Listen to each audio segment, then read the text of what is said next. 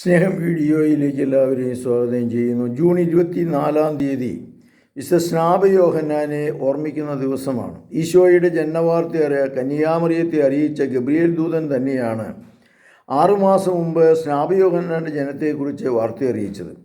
അബിയായിലെ കുടുംബത്തിൽപ്പെട്ട സക്കറി എന്ന പുരോഹിതൻ ഒരു ദിവസം ബലി സമർപ്പിക്കുവാൻ വന്നപ്പോൾ ദൈവദൂതൻ സക്കറിയായോട് പറഞ്ഞു, നിന്റെ ഭാര്യ എലിസബത്ത് ഒരു പുത്രനെ പ്രസവിക്കും, അവന് യോഹന്നാൻ എന്ന് പേരിടണം. അയാൾ കർത്താവിൻ്റെ മുമ്പിൽ വലിയവനായിരിക്കും. വീഞ്ഞോ മറ്റ് ലഹരി വസ്തുക്കളോ അയാൾ പാനം ചെയ്യുകയില്ല. അമ്മയുടെ ഉദരത്തിൽ വെച്ച് തന്നെ പരിശുദ്ധാത്മാവിനാൽ പൂരിതനാകും. ലൂക്കായുടെ സുവിശേഷം 1-ാം അധ്യായം 13 മുതലുള്ള വാക്യങ്ങളാണ്. ഈ വാക്കുകൾ സക്കറിയ വിശ്വസിച്ചില്ല. അതിനാൽ കുട്ടി ജനിക്കുന്നവരെ അയാൾ ഊമനായിരിക്കുമെന്ന് മാലാഖ കൂട്ടിച്ചേർത്തു.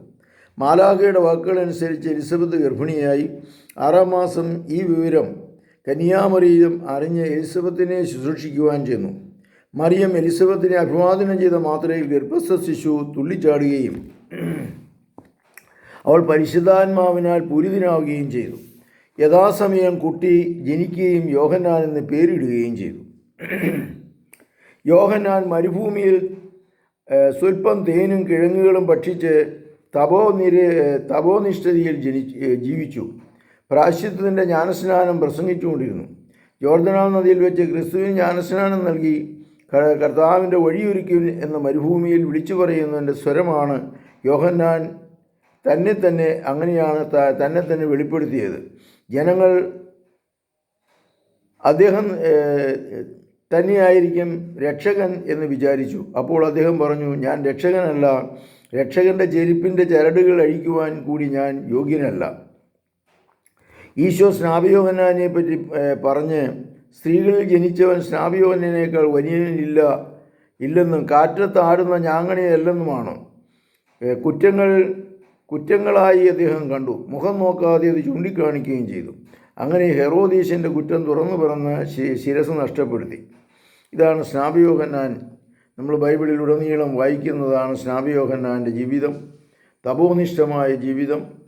മരുഭൂമിയിൽ തപസ് ചെയ്തിരുന്ന വ്യക്തി. അനേകായിരങ്ങൾക്ക് പ്രായശ്ചിത്തത്തിൻ്റേതായ യേശുവിൻ്റെ വരവിന് ഒരുക്കമായുള്ള മാമോദീസ നൽകിയ വ്യക്തി. ഈ യേശുവിനും ജ്ഞാനസ്നാനം കൊടുത്ത വ്യക്തി. ഈ സ്നാപകയോഹന്നാനെ നമുക്ക് അനുസ്മരിക്കാം. അദ്ദേഹത്തിൻ്റെ ശക്തിയാൽ പ്രായശ്ചിത്തത്തിൻ്റെയും പാവപരിഹാരത്തിൻ്റെയും ബലിയർപ്പിക്കുവാനുള്ള കൃപാവരം ഞങ്ങൾക്ക് നൽകണമേ. ഞങ്ങൾക്ക് പാപത്തിന് പരിഹാരം ചെയ്യണമേ.